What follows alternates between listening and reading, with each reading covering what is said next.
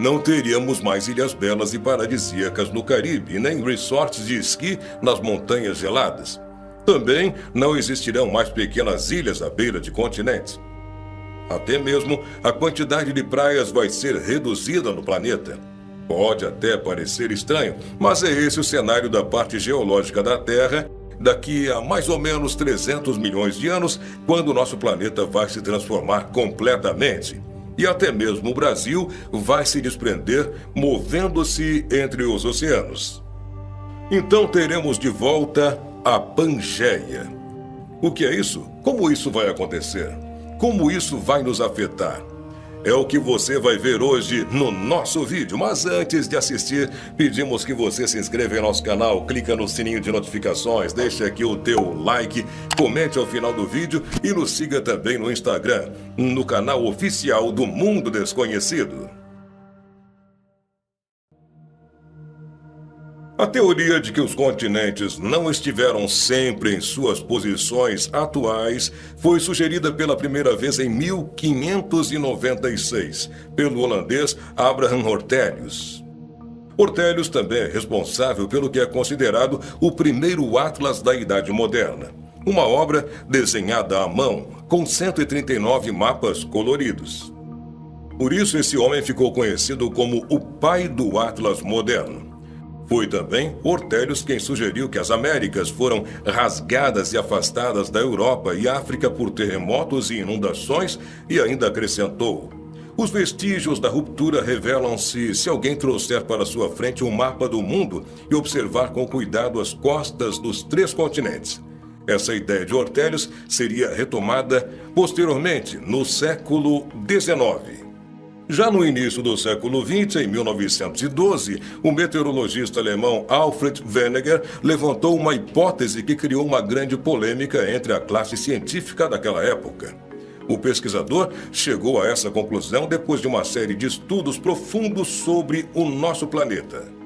Segundo ele, há aproximadamente 200 milhões de anos, os continentes não tinham a configuração atual, pois existia somente uma massa continental, ou seja, não estavam separadas as Américas da África e da Oceania. Essa massa continental contínua foi denominada de Pangeia, que no grego significa toda a Terra. A Pangeia era envolvida por um único oceano chamado de Pantalassa. Passados milhões de anos, a Pangeia se fragmentou, devido à movimentação de placas tectônicas que geram atividades sísmicas e vulcânicas. Os pedaços de terra foram se dividindo e acabaram se afastando com o passar dos anos. A fragmentação da Pangeia deu origem a 2 megacontinentes denominados de Laurásia e Gondwana. Essa separação ocorreu lentamente e se desenvolveu deslocando sobre um subsolo oceânico de basalto. Quando chegou o que é conhecido como Era Cenozoica, as formas dos continentes começaram a se assemelhar às formas de hoje em dia. Nessa era, a Índia se chocou contra o continente asiático com tamanha pressão que do choque entre as placas nasceu a Cordilheira do Himalaia, onde fica o Monte Everest, o mais alto da Terra. Algo que mais convence os cientistas é o fato de que existe uma aparência de encaixe quase perfeito entre os litorais leste da América do Sul e litoral oeste da África. A separação entre a África e a América do Sul decorreu da movimentação constante das placas tectônicas sobre o manto, movimento esse que aconteceu em todo o planeta. Pode-se dizer que a posição dos continentes vem se modificando no decorrer de toda a história. Essa constatação é resultado de estudos recentes realizados principalmente a partir de meados do século XX, como a gente já comentou antes. Esse movimento dos continentes deve-se ao movimento das placas tectônicas, responsável também por abalos sísmicos e pelas atividades vulcânicas. Ainda hoje em dia, por exemplo, os continentes se separam e as formações geológicas mais recentes, como a Cordilheira dos Andes, ainda crescem em altura devido a essa mesma razão. Mas, voltando à época em que a Pangeia se dividiu, após o inteiro processo, os 2 megacontinentes deram origem à configuração atual dos continentes que a gente conhece. Para conceber tal teoria, Alfred Wegener tomou como ponto de partida exatamente o fator que constatamos há pouco. O contorno da costa americana com a da África, que visualmente possui um encaixe quase que perfeito. No entanto, somente esse fato não fundamentou sua hipótese científica. Outra descoberta importante para fundamentar sua teoria foi a comparação de fósseis encontrados na região brasileira e também na África.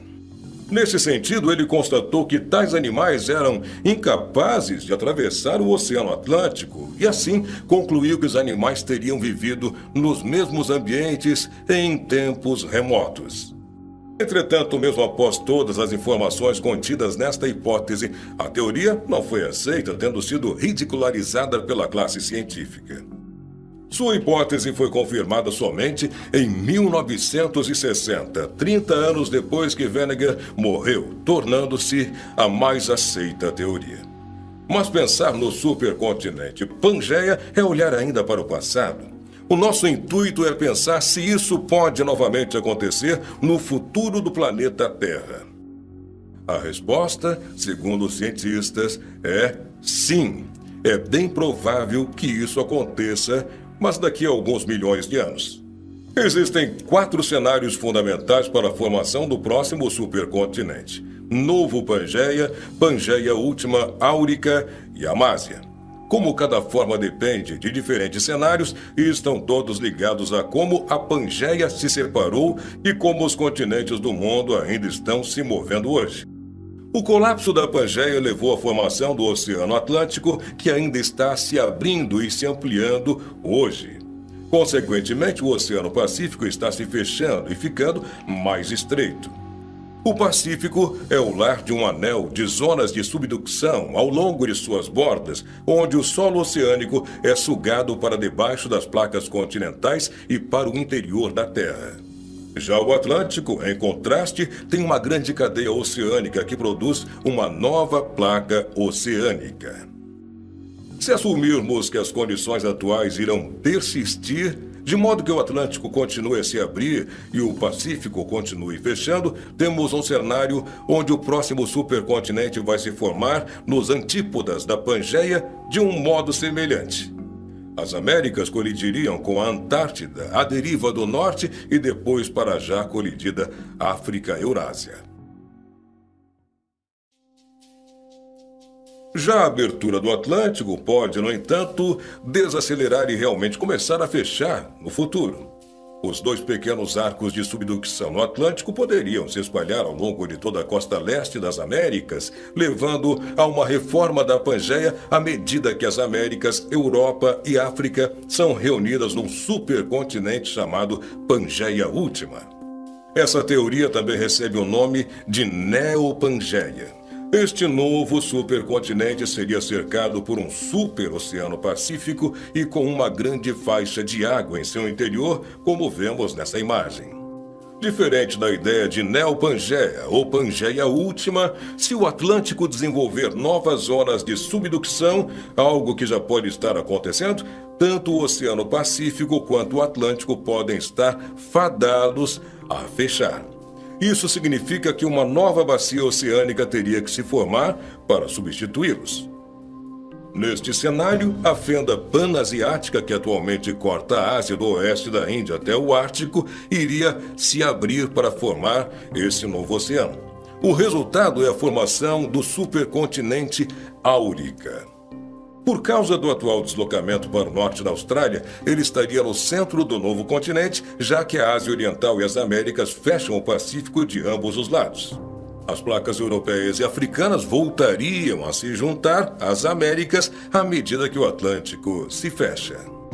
Já o 4º cenário possível para o futuro do nosso planeta prevê um destino completamente diferente. Várias das placas tectônicas estão se movendo para o norte, incluindo a África e a Austrália. Acredita-se que essa deriva seja causada por anomalias deixadas pela Pangeia no interior da Terra, na parte chamada manto. Devido a essa deriva do norte, pode-se imaginar um cenário em que os continentes, exceto a Antártica, continuem indo para o norte. Isso significa que eles acabariam se reunindo em torno do Polo Norte num supercontinente chamado Amásia. Nesse cenário, tanto o Atlântico quanto o Pacífico permaneceriam em sua maioria abertos. Mas, olhando para esses 4 cenários bem distintos, acreditamos que o novo Pangeia é o mais possível. Afinal, ela seria uma progressão lógica das direções de deriva das placas continentais atuais, enquanto as outras 3 assumem que outro processo estaria entrando em jogo. Teria que haver novas zonas de subducção do Atlântico para a Áurica, a reversão da abertura do Atlântico para o Pangeia Última, ou anomalias no interior da Terra deixadas pela Pangeia para que a Amásia se tornasse real. Porém, não esqueça que todos esses são cenários para acontecer daqui a algumas centenas de milhões de anos. Isso leva muito tempo e a gente não vai estar aqui para viver nessa nova Terra. Porém, esse é um ciclo comum em nosso planeta. Se olharmos para trás, veremos que a Terra não era um lugar promissor para o ser humano. 700 milhões de anos atrás, por exemplo, o ser humano não existia e o meio ambiente aqui no nosso planeta estava totalmente congelado. Agora, avançando para 300 milhões de anos atrás, os continentes estavam unidos num único continente e um pouco mais à frente, há 65 milhões de anos, um enorme meteorito causou uma extinção em massa que acabou com os dinossauros, entre outras espécies. No fim, mudanças climáticas e evoluções geológicas acabaram moldando o mundo como a gente o conhece hoje em dia. Portanto, o futuro é incerto mesmo para a ciência. Muito obrigado por ter assistido a este vídeo até o final. Te convido, te inscreve no nosso canal, clica no sininho de notificações, deixe aqui também o teu like, comente aqui abaixo e não esquece, nos segue também no Instagram, no canal oficial do Mundo Desconhecido. Até o próximo vídeo.